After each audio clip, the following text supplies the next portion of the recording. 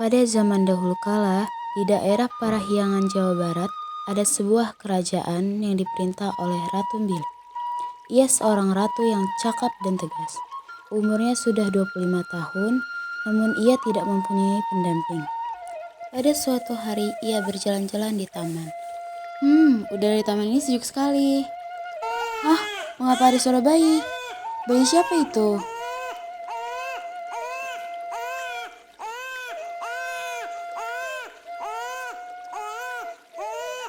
Kasihan sekali bayi ini. Mulai sekarang, kau akan menjadi anakku dan kuberi nama Dayang Sumbi.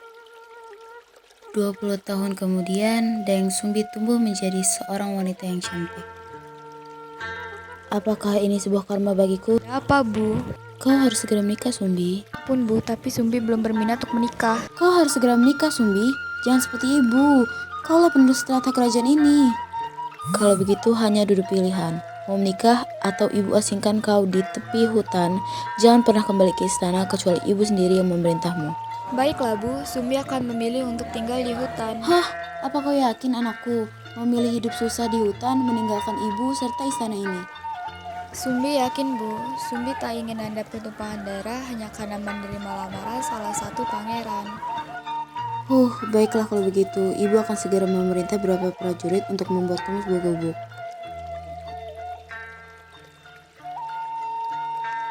Di sini sangat sepi dan membosankan. Untung saja aku membawa benang dan beberapa jarum. Akan kuisi waktu luangku untuk menenun.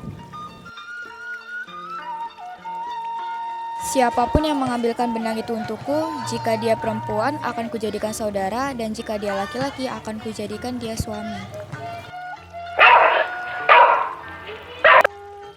Mengapa ada suara anjing di sekitaran sini, dan apa yang baru saja kuucapkan?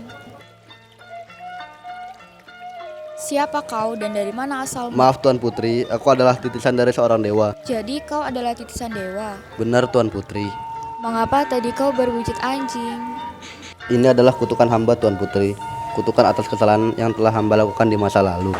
Baiklah Tumang, demi menepati janjiku, aku bersedia untuk menjadi istrimu. Dayang Sumbi pun akhirnya menikah dengan si Tumang. Saat hanya bersama Dayang Sumbi, Tumang berubah menjadi manusia. Tak lama kemudian, Dayang Sumbi dan Tumang dikaruniai anak. Iya, dia juga mirip denganmu. Nama apa yang bagus untuknya? Bagaimana kalau Sang Kuryang? Nama yang bagus. Kalau begitu, mulai sekarang kita akan memanggilnya Sang Kuryang. Doakan ibu hati rusa ya. Ibu sangat ingin sekali makan hati rusa. Baik Bu, ayo Tumang. Tumang, kejar rusa itu. Karena Sang Kuryang tidak kunjung mendapatkan rusa, akhirnya Tumang dibunuh oleh Sang Kuryang dan disembelih untuk diambil hatinya. Sesampainya di rumah, hati itu pun dimasak dan dimakan ibunya. Sang Kuryang, mana Tumang? Anjing itu sudah aku sembelih dan ku ambil hatinya. Tadi aku menyuruh dia mengejar rusa, namun aku bunuh saja anjing itu. Apa? Kau membunuh Tumang? Dia itu adalah ayah kandungmu. Tega sekali kau membunuhnya. Tidak mungkin ayahku seekor anjing. Dia itu adalah titisan dewa yang dikutuk. Dasar anak durhaka, pergi kau dari sini. Sang Kuryang tak tahu harus pergi kemana. Perlahan-lahan ia menyusuri hutan, lalu ia terjatuh karena kelelahan. Seorang petapa pun datang untuk membantunya. Siapa namamu anak muda? Mengapa kau tergeletak di tengah-tengah hutan? Kakek siapa? Aku di mana? Tenanglah anak muda, kakek adalah seorang petapa dan sekarang kita di hutan. Bisakah kau ceritakan siapa namamu dan di mana asalmu? Sepertinya kau hilang ingatan karena benturan di kepalamu itu. Maukah kau menjadi salah satu muridku? Ya murid, nanti kau akan kuajarkan cara-cara bertarung. Dan sekarang aku akan memberimu nama Jaka Galih.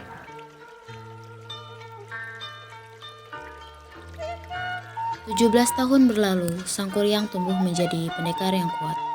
Sudah saatnya kau mengamalkan ilmu yang telah kuajarkan kepada masyarakat. Baik guru, saya akan berpetualang untuk membantu masyarakat. Pesanku, janganlah kau berjalan ke arah selatan. Kenapa saya tidak boleh berjalan ke arah selatan? Sudahlah, turuti saja nasihatku supaya kau tidak ditimpa nasib yang sial. Baiklah, saya akan mengingat pesan guru.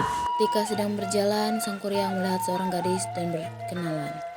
Siapa namamu, Nona? Nama saya Dayang Sumbi. Nama saya Jaka Galih. Bolehkah saya mengantarkan Nona pulang? Saya tidak mengenal siapa Tuan. Tenang, saya ini bukan orang jahat. Baiklah Tuan.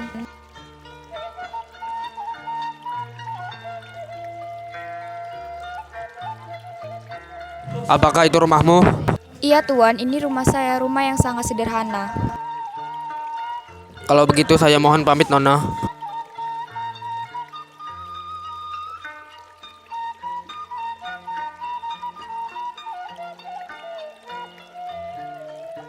Sumbi, bisakah kau merapikan topikku? Tentu saja. Aku rasa ada bekas luka di kepalamu. Bisakah kau ceritakan itu? Benarkah? Aku tidak ingat betul apa yang terjadi pada hari itu. Namun seorang petapa membangunkanku di tengah hutan. Katanya aku pingsan setelah berjalan menyusuri hutan. Berapa usiamu saat kejadian itu? Entahlah, mungkin belasan tahun. Kalau begitu, kau adalah anakku Sang Kuryang. Aku pernah memukulmu dan mengusirmu. Tidak mungkin, kau ibuku.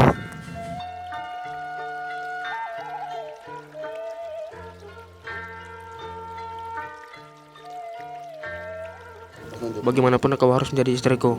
Tidak mungkin aku menikah dengan anakku sendiri. Kau bukan ibuku dan aku bukan anakmu.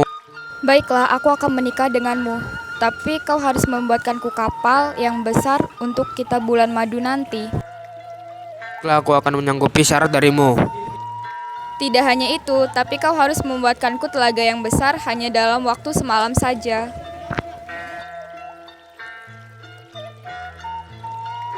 Jangan khawatir, apapun permintaanmu akan kuturuti.